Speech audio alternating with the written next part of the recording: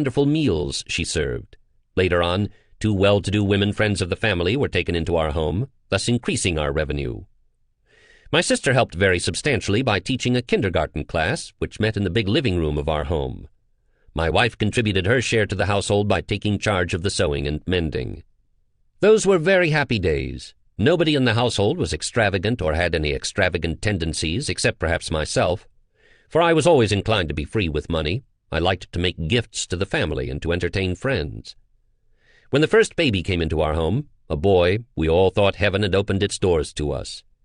My wife's parents, who took the keenest and deepest interest in our affairs, and who were always ready to lend a helping hand, were equally happy over the coming of their first grandchild.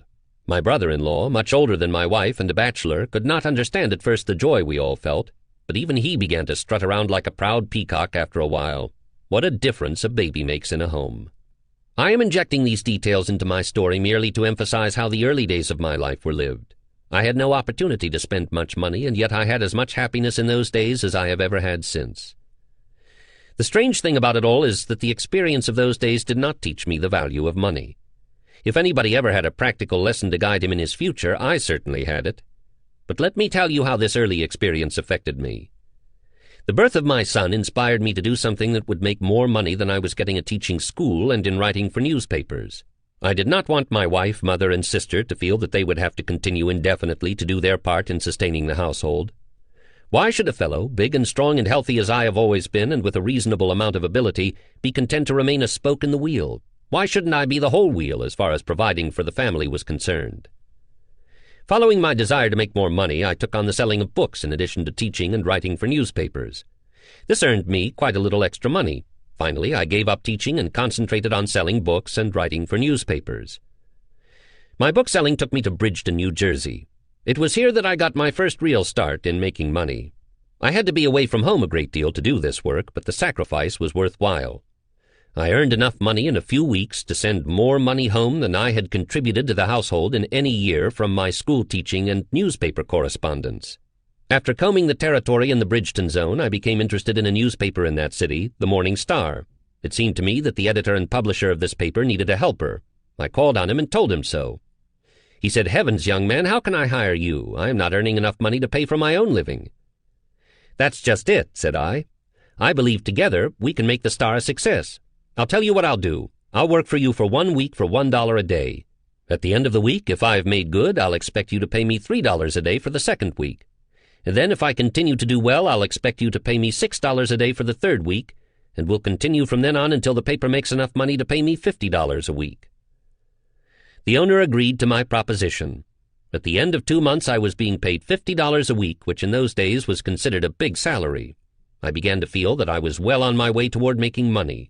But all I wanted it for was to make my family more comfortable. $50 a week was just 4 times as much as I had made teaching school. My job on the Star embraced editorial writing, not very brilliant, reporting, just ordinary, the writing and selling of advertisements, fairly successful, proofreading, bill collecting, and so forth. It kept me humping 6 days a week, but I could stand it, for I was strong and healthy, and besides, the work was very interesting. I also contributed correspondence to the New York Sun, Philadelphia Record, and the Trenton, New Jersey Times, which brought me in an average of $150 a month, for this was a good news territory. I learned a lesson on the Star which eventually shaped the course of my life. I found out that there is a great deal more money to be earned by selling advertising for newspapers than in writing for them. Advertising brings grist to the mill. I put over one advertising stunt on the Star, a write-up of the South Jersey oyster industry, paid for by the oystermen, that brought in $3,000 cash, which the publisher divided with me 50-50. I had never seen so much money at one time in all my life. Think of it, $1,500, 25% more than I had made in 2 years of school teaching and odd tasks. Did I save this money, or any part of it? I did not. What was the use? I could do so much with it to make my wife, boy, mother, and sister happy that I let it go far easier than I had made it. But would it not have been a fine thing if I had put this money away for a rainy day? My work in Bridgeton attracted the attention of Sam Hudson, New Jersey correspondent of the Philadelphia Record, who was a shining example of that type of newspaperman whose greatest pleasure in life is doing things for others. Sam told me that it was time for me to get located in a big city. He thought I had it in me to make good. He said he could get me a job in Philadelphia. He did, and I moved with my wife and baby to Germantown. I was given charge of the advertising department of the Germantown, Philadelphia Gazette, a weekly newspaper. At the start, I did not make as much money as I had earned in Bridgeton because I had to give up my newspaper correspondence. The news for this section was covered by other correspondents, but very soon I was making 25% more money. The Gazette increased its size 3 times to accommodate its advertising, and each time I received a very substantial increase in salary. In addition to this, I was given a job to gather social news for the Sunday edition of the Philadelphia Press. Bradford Merrill, managing editor of that newspaper, now a very big important New York newspaper executive, assigned me a big territory to cover. This kept me busy every night in the week except Saturdays. I was paid $5 a column, but I averaged 7 columns every Sunday, which made me $35 a week extra. It was more money for me to spend, and I spent it. I did not know anything about budgeting my expenses. I just let it go as it came. I did not have time, or thought I hadn't, to watch my step in spending. A year later, I was invited to join the advertising staff of the Philadelphia Press, a big opportunity for a young man, for I got wonderful training under the management of William L. McLean, now the owner of the Philadelphia Evening Bulletin. I still retained my job as gatherer of social news, so my income was just about the same as I had been making in Germantown. But before long, my work attracted the attention of James Elverson Sr., publisher of the old Saturday Night and Golden Days, who had just purchased the Philadelphia Inquirer. I was offered and accepted the advertising management of this newspaper. This meant a big increase in my income. And soon afterward there came a happy increase in my family, the birth of a daughter. Then I was able to do what I had longed to do since the birth of my son. I got the family together again under one roof, my wife and 2 babies, my mother and sister. At last I was able to relieve my mother of any cares or responsibilities, and never again did she have either as long as she lived. She died in her 81st year, 25 years after my father's death. I shall never forget her last words to me. "Will, you have never caused me a moment's worry since you were born, and I could not have had more than you have given me had I been the Queen of England." I was making at this time 4 times more money than my father had made as superintendent of public schools in my hometown of Phillipsburg, New Jersey. All the money, however, passed out of my pockets as easily as water flows through a sieve. Expenses increased with every increase in my income, which is the habit, I suppose, with most people.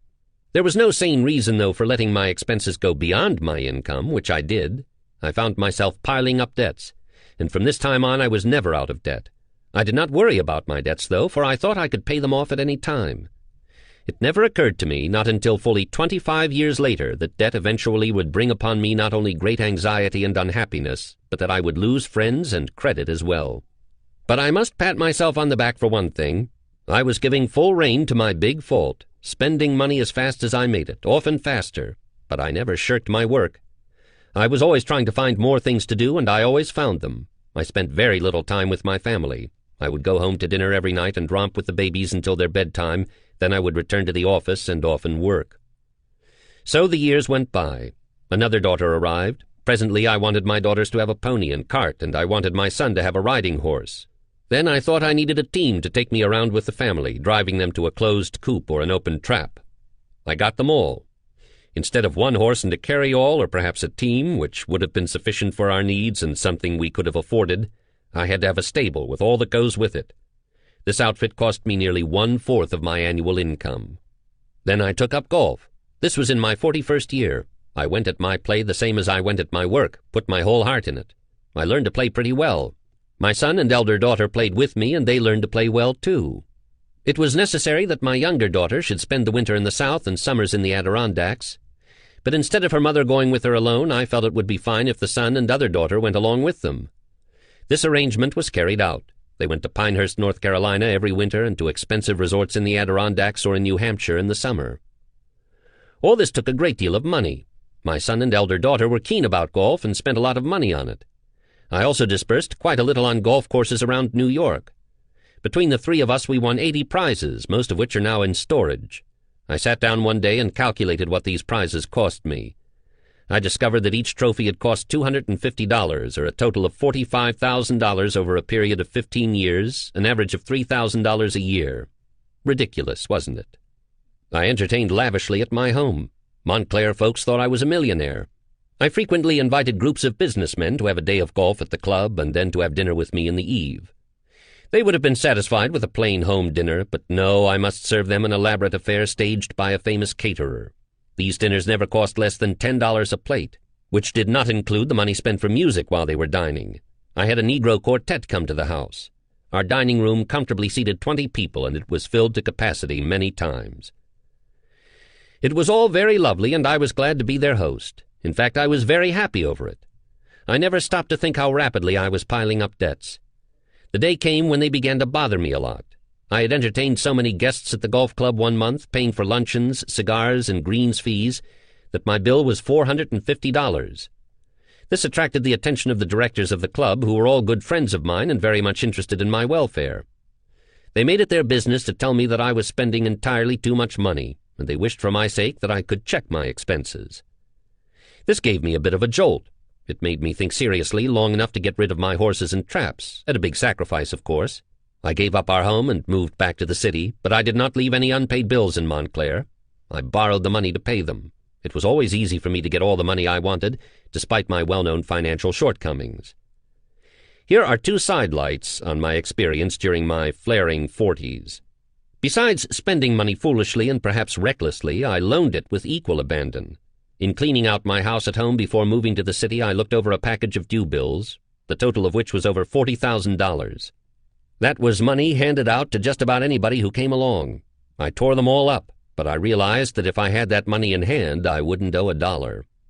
One of the prosperous businessmen I had entertained many times and who in turn had entertained me said to me, "Billy, I've got to stop going on outings with you. You spend entirely too much money for me. I can't keep up with you." Think of that coming from a man who was making more money than I was. It should have struck home, but it didn't. I went on spending just the same and foolishly thinking that I was having a good time and with no thought of the future. This man is now one of the vice presidents of one of New York's greatest financial institutions and is reported to be worth many millions of dollars. I should have taken his advice. In the fall of 1908, after my disastrous experience of 6 months in another line of business following my resignation from the Hearst organization, I resumed newspaper work as advertising manager of the New York Evening Mail. I had known Henry L. Stoddard, editor and owner, back in the Philadelphia days when he was political correspondent for the press. Despite the fact that I was bothered by debts, I did the best work of my life on the Evening Mail and made more money during the 5 years I was associated with it than I have ever made before. Moreover, Mr. Stoddard gave me the privilege of syndicating advertising talks, which ran in his paper for 1,000 consecutive public days and earned for me more than $55,000. Mr. Stoddard was very generous in many other ways and frequently paid me special sums of money for doing what he considered unusual things in the way of developing business. During this period, I was so deeply in debt that in order to keep things moving as smoothly as possible, but without retrenching in the slightest way in my expenses, I borrowed money from Peter to pay Paul and from Paul to pay Peter.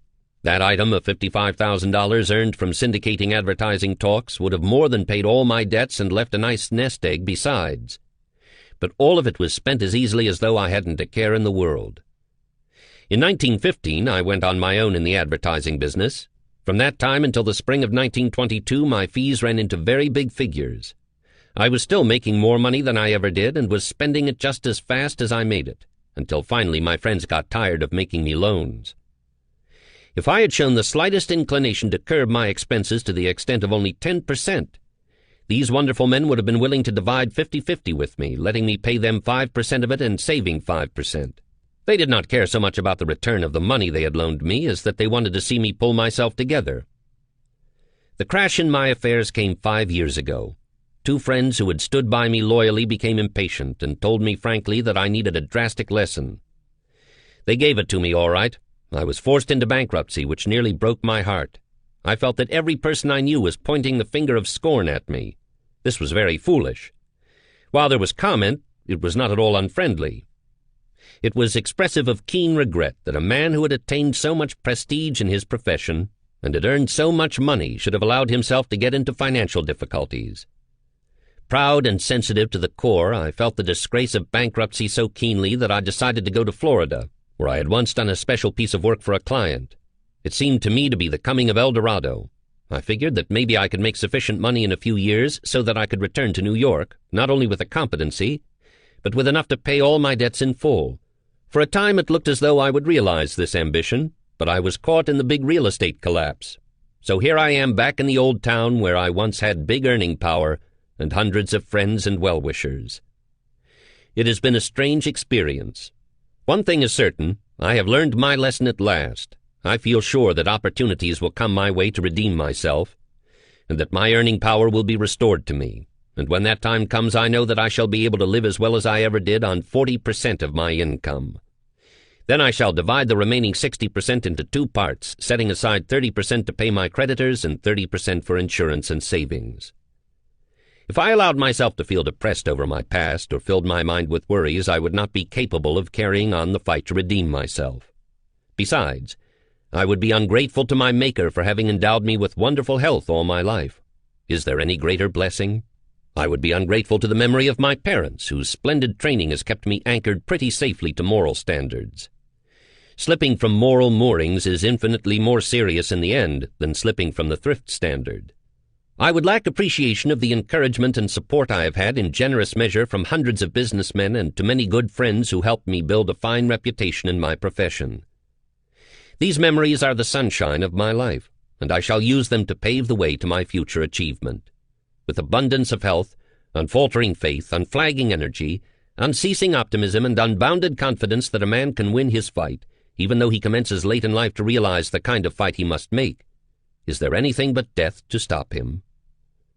Reprinted by courtesy of the American Magazine. Copyright, The Crowell Publishing Company, 1927. Mr. Freeman's story is the same as that which might be told by thousands of other men who saved nothing, with the exception that the amounts of their incomes would vary. The manner of living, the way the money was spent, and why, as told in Mr. Freeman's narrative, show the way the spender's mind works. Compilation of statistics covering family incomes and expenditures